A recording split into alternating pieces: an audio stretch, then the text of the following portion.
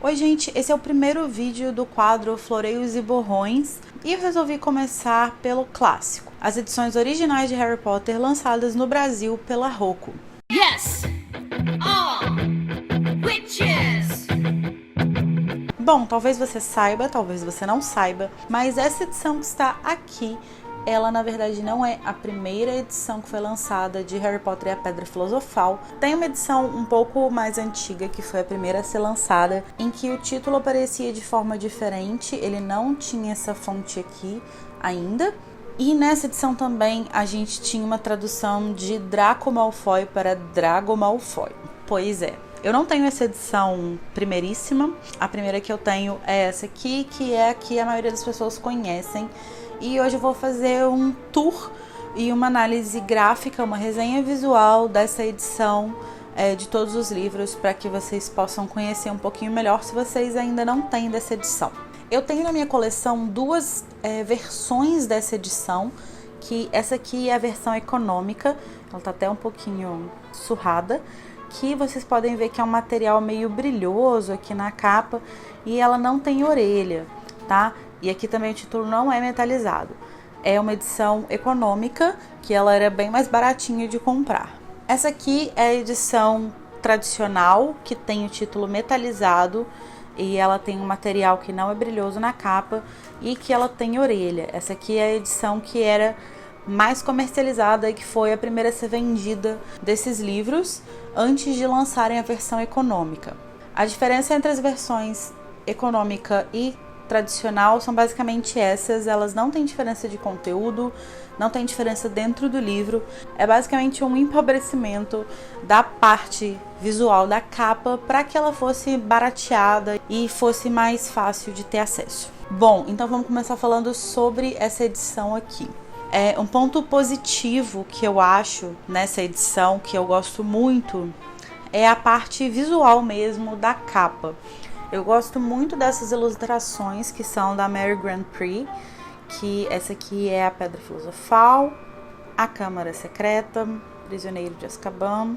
Vou colocar aqui uma imagem do Cálice de Fogo, pois o meu está sendo lido no momento e está muito longe da câmera, portanto aqui fica a imagem de como é o Cálice de Fogo. A Ordem da Fênix, o Enigma do Príncipe e Relíquias da Morte.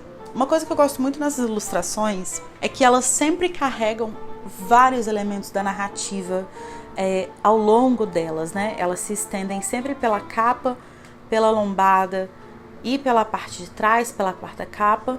E elas sempre carregam muitos elementos da narrativa. Então aqui a gente tem o Dumbledore, tem uma coruja que não é Edwiges, né? A gente tem a floresta, a gente tem uma chave.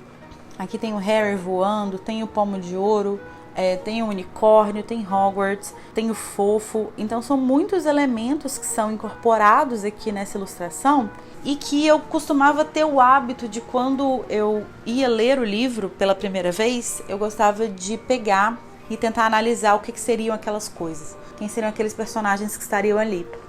E eu me lembro, por exemplo, de ler O Prisioneiro de Azkaban. Eu já falei mais de uma vez aqui nesse canal que eu lia esse livro compulsivamente na adolescência e na vida adulta também. E eu lembro que eu gostava de olhar e tentar entender quem era essa figura aqui e o que são essas coisas, o que é isso. Isso tudo antes de ler o livro e depois de ler tentar achar esses elementos aqui, né?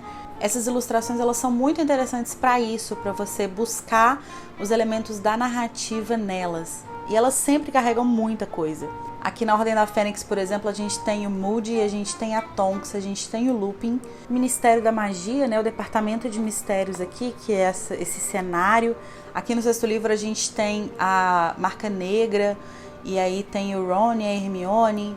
E eu lembro que quando saiu Relíquias da Morte, que saiu a ilustração da capa antes de lançar o livro de fato, né? Eu lembro que eu fiquei muito curiosa, porque a gente tem aqui o Voldemort, né? E a gente tem esse cenário em que eu ficava imaginando o que seria isso, seria Hogwarts ou não. E o Harry tá tentando pegar alguma coisa. E eu gosto muito dessas ilustrações justamente por isso, porque elas têm muitos elementos que a gente consegue analisar e buscar coisas neles e tentar achar significados diferentes, significados interessantes. e por isso eu acho elas muito interessantes. Eu vou elencar então acerca dessa edição aqui, e aí eu vou falar também as diferenças entre as edições econômicas e tradicionais. Quais são os pontos positivos dela primeiro, né? Essa edição clássica da Rocco aqui, que são essas capas. Quais são os pontos positivos dela? O primeiro ponto positivo que eu vou elencar com relação à edição tradicional, eu tenho aqui esses 3 livros que são da edição tradicional, é o material da capa. Apesar dele não ser capa dura, eu gosto muito desse material da capa porque ele não é brilhoso. Livro com capa brilhosa me incomoda muito. E ainda assim, ele tem um brilho que tá aqui focado, né? Tá concentrado aqui no título, e isso é muito legal.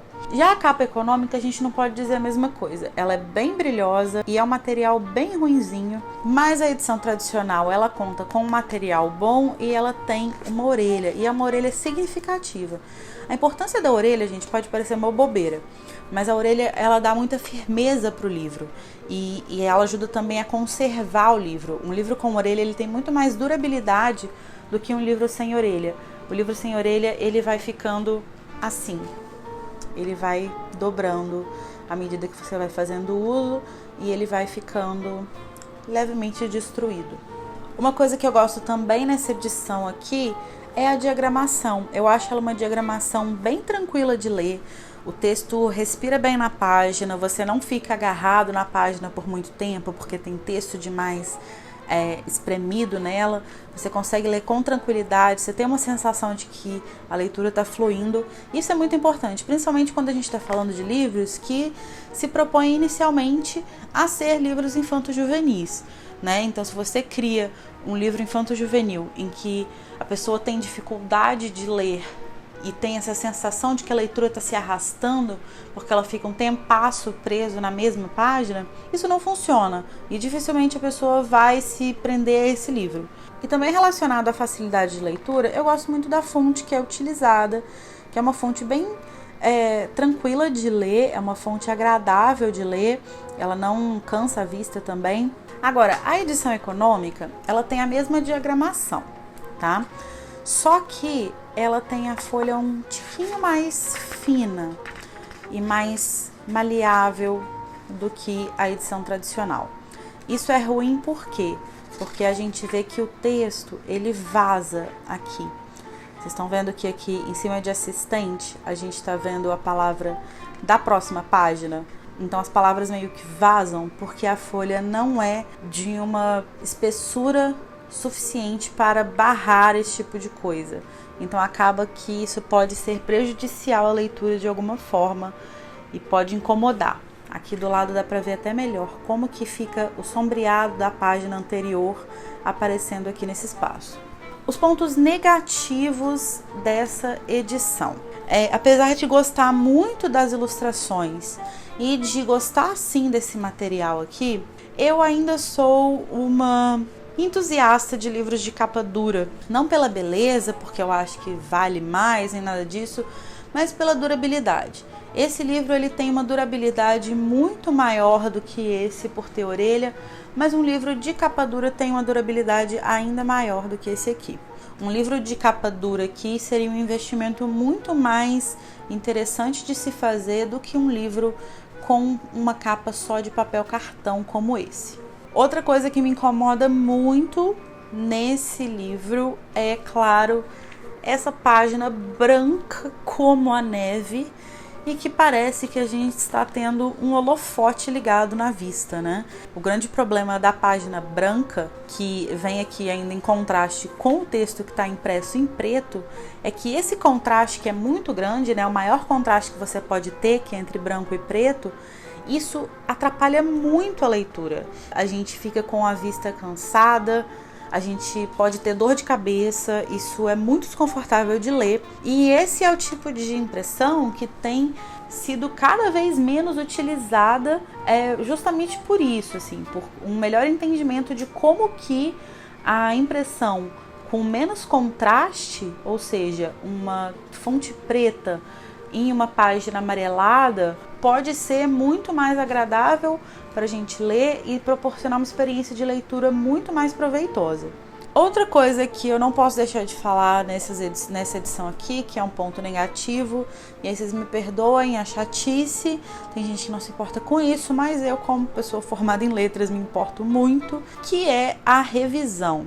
Esse livro passou por não sei quantas impressões, e ainda assim eu tenho a impressão de que ele nunca foi revisado. Ele tem palavras escritas errado, ele tem estruturas gramaticais erradas, ele tem vírgulas erradas, ele tem uso errado de porquê.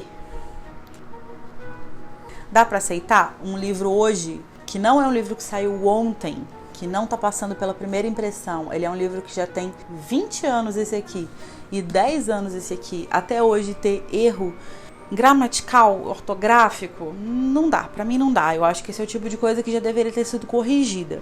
Tem erros aqui que eu acho que não poderiam nem ter passado da primeira vez. Mas enfim, a gente entende que o revisor é uma pessoa, é um ser humano que pode cometer erros, mas enfim, toda reimpressão deveria passar por uma segunda revisão. Com relação à tradução para o português, eu não tenho nada a reclamar, eu tenho uma implicância pessoal, que é o fato de que foram traduzidos os nomes dos personagens, mas isso é só uma implicância. Eu entendo por que isso foi feito e eu entendo qual foi o objetivo por trás disso, mas realmente me incomoda pessoalmente, mas também não acho que isso estrague ou diminua a tradução da Lia Wyler. Eu acho que a tradução em geral é muito boa, principalmente de termos e de nomes e substantivos. Os nomes das criaturas mágicas, eu acho que ela fez uma tradução brilhante nesse sentido. Os nomes das casas também, isso eu gosto muito. Só realmente essa questão dos nomes que me incomoda, mas como eu disse, eu entendo perfeitamente. Então, fazendo um balanço geral dessa edição clássica da Rocco, eu acho que ela vale muito mais pela nostalgia de ter a edição original do que pelo valor de fato dela. Eu acho que ela não vale o preço que ela é cobrada hoje em dia. O Prisioneiro de Azkaban foi o último que eu comprei para dar de presente. E se eu não me engano, ele tava na faixa de R$45. E pagar R$45 num livro que não é capa dura, que é página branca e que tem erro de revisão, pra mim não vale, sabe? Então eu acho que é uma edição que não vale o preço que ela tem. Ela deveria custar muito mais barato já. E ela deveria passar por uma reformulação. Eu entendo de ter esse formato aqui, mas esse formato com capa em papel cartão e página branca, isso deveria ser muito mais barato do que é vendido hoje. Então eu acho que essas edições não valem o preço que elas são. Bom, espero que vocês tenham gostado do vídeo. Deixe aqui nos comentários o que vocês acharam, as considerações de vocês, se vocês têm ou não essa edição, se tem alguma outra coisa que vocês gostam ou que vocês não gostam nela, e se vocês também acham que a Rocco deveria baixar o preço dessa edição, principalmente porque saiu uma nova edição, né, que eu vou falar sobre ela em breve. Não estou feliz com ela também, mas saiu uma nova edição, portanto essa aqui já deveria estar o quê? A metade do preço. Então, Rocco, por favor, né, coloca a mão na consciência e dá um jeito nisso aí, porque tá complicado. Não esquece de dar um like aqui no vídeo embaixo, se inscrever no canal, é só clicar aqui no cantinho, deixa lá seu comentário e eu vejo vocês então no próximo vídeo. Lembrando que esse mês de janeiro tá tendo vídeo toda terça e quinta. Toda terça tem vídeo especial sobre Severus Snape e toda quinta tem um outro vídeo sobre outros temas. Deixa aqui embaixo também nos comentários sugestões de outras edições que vocês queiram ver aqui, com meus comentários, com uma análise. E assim que possível, eu falo sobre as edições que vocês pedirem. Eu vejo vocês então na terça-feira e finite incantatem.